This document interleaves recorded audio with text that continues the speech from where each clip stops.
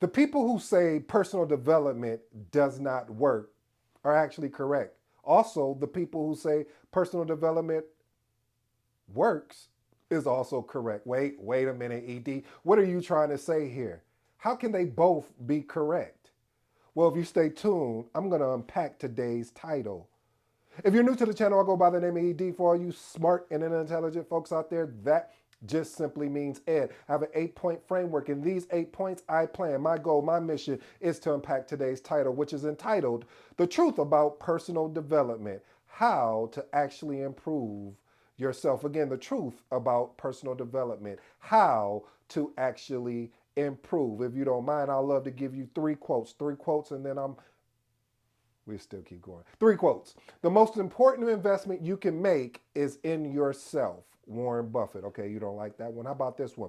Tony Robbins said, personal development is a belief that you're worth the effort, time, and energy needed to develop yourself. One of my favorite books uh, which is The Mindset, which is in my top 5. I always share that with you. Carol DeWick, she says, in a growth mindset, challenges are exciting, whether than threatening. So rather than thinking, "Oh, am I going to reveal my weakness?"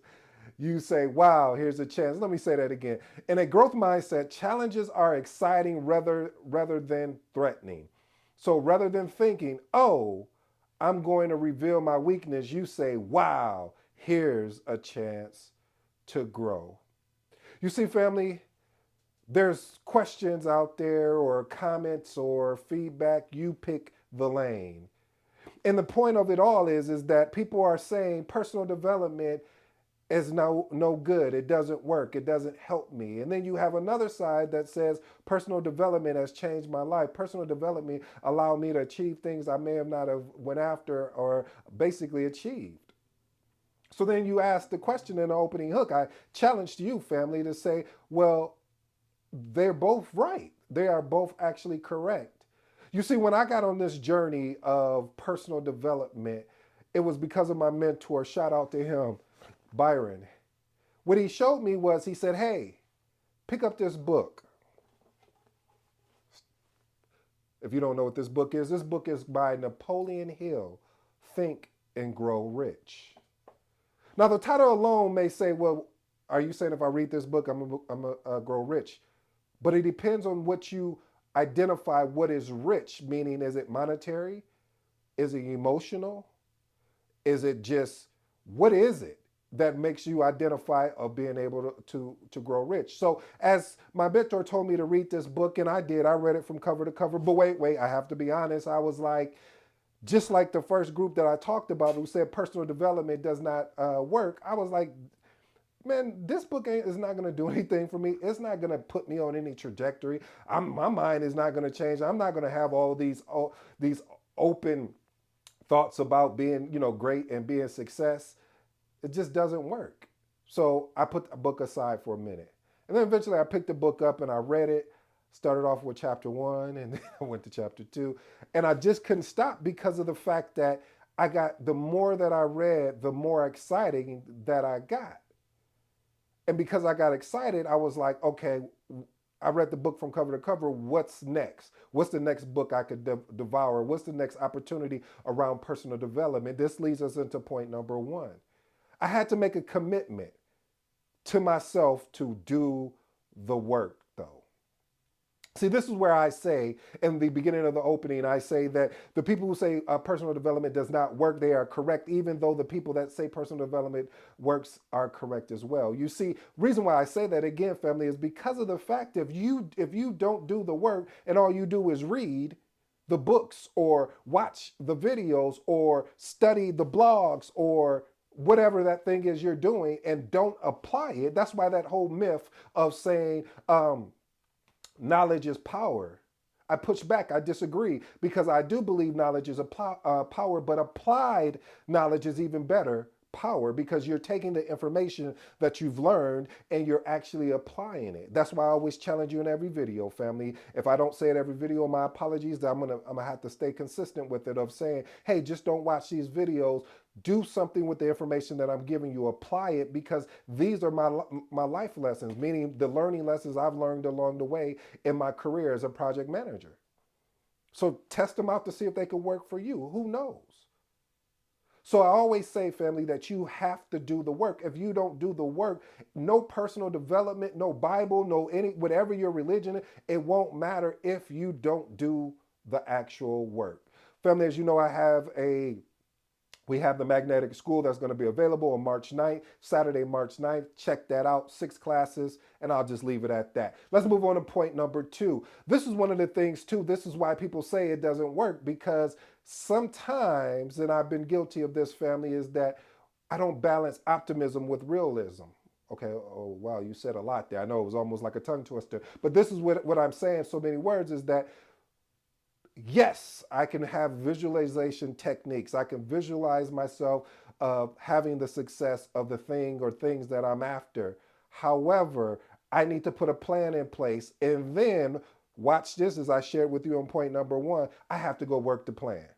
There's no point of having a plan if you're not going to work it and it just sit there and it looks cute, like, oh yeah, these are the things. That's why I don't believe in New Year's resolutions, because I guarantee you, if we were to check in on you on your New Year's resolution, how many people, if we're being honest, leave them in the comments, are still following their New Year's resolution? Or did you all of a sudden break away from the commitment? So having optimism, having a balance, excuse me, between optimism and realism is really your key in this thing that I love called personal development, because what it does, it allows you to see how things are. Ooh, I like this. This just came to me. I like it. It's like to be able to see how things really. I mean, I shouldn't say really, but how they are, but then visualize how they can be. Mm.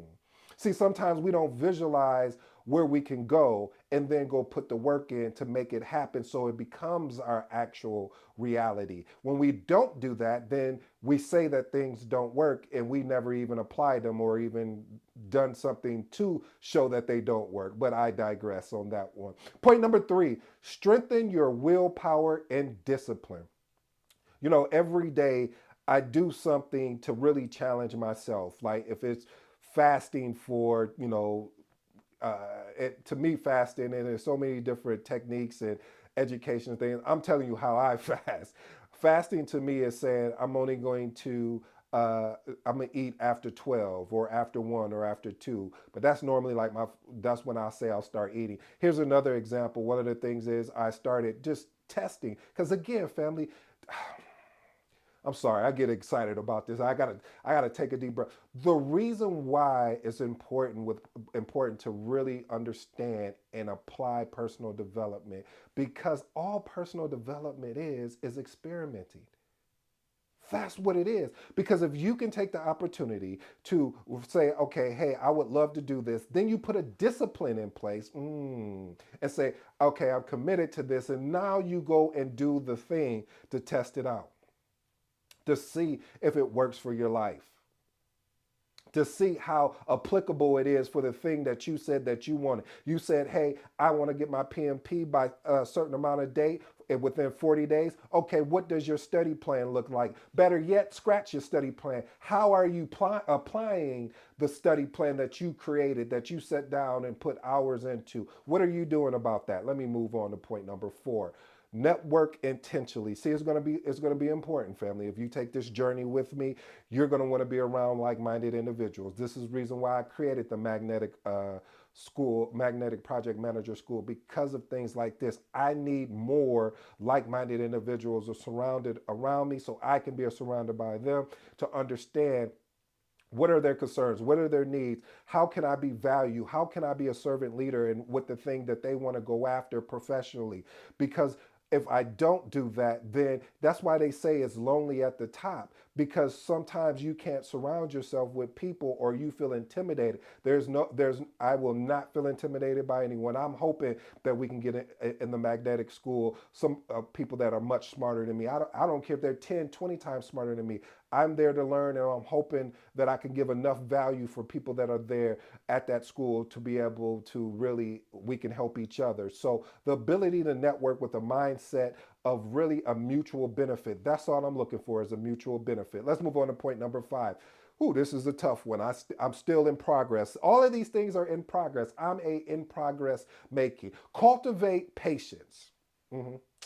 Some of the things I recommend that once I get consistent with is mindfulness. I started doing meditation, really enjoy it. I know it works because it's really helped me, because I lead a lot of projects that at certain points the stress level becomes extremely high due to the fact of the deadlines, due the issues of the compliance matters. So again, having the ability to, when I'm feeling impatient, to take a moment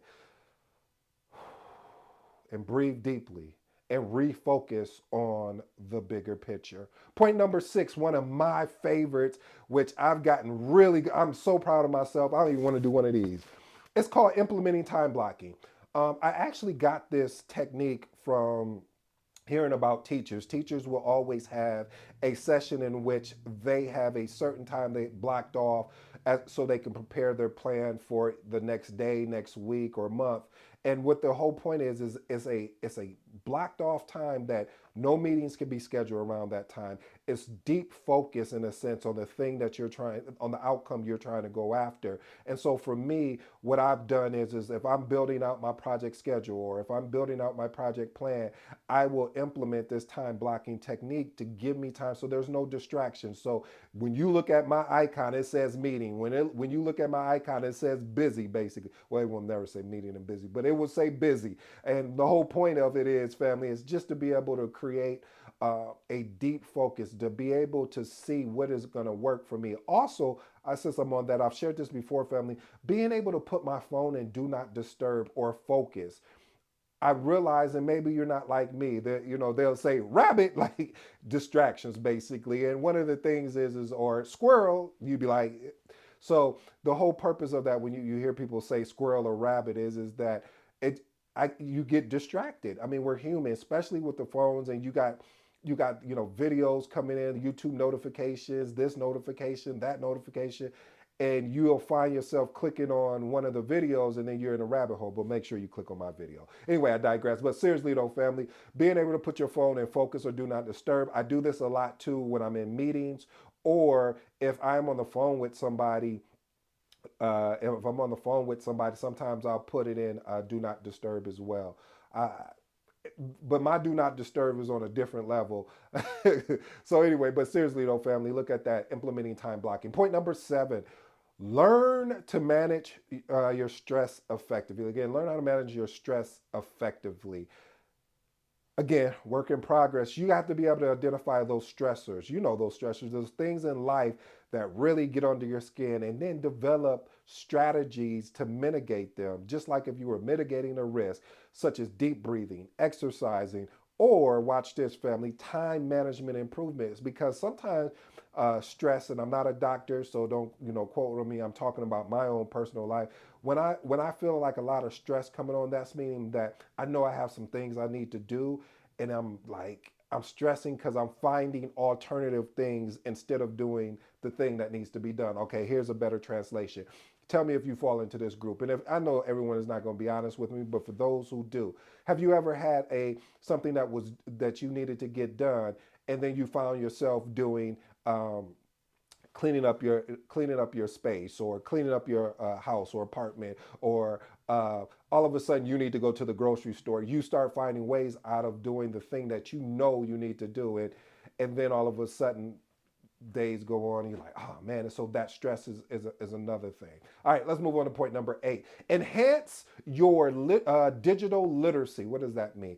Listen, connecting with being able to find out new technology, especially within project management. I know PMI just put out this new AI bot. Probably want to go check that out. And then understanding AI. This is even though this technology is not new, as far as being here is more new to us because we're adopting it more, if that makes any sense. So being able to follow blogs or YouTube channels that stay up to date on latest digital trends and tools.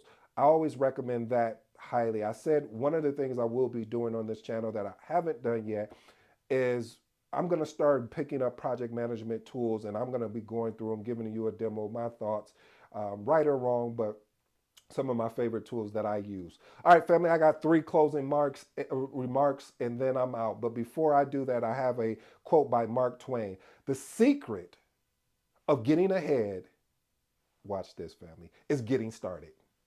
You got to love that. The secret of getting ahead is getting started. Anyway, my three closing remarks. Balance optimism with realism. What does that mean? Hey, being optimistic can motivate you, but realism ensure your goals are achievable. Meaning, you got to go do the work. Point number two, strengthen your willpower and discipline. That's going to be key for you, family. There's going to be times that you're not always going to be disciplined. Please, and I do get on my James Brown. Please, baby, baby, baby, please do not beat yourself up about it. Please do not fall into a funk because you said you're going to do something and you do it.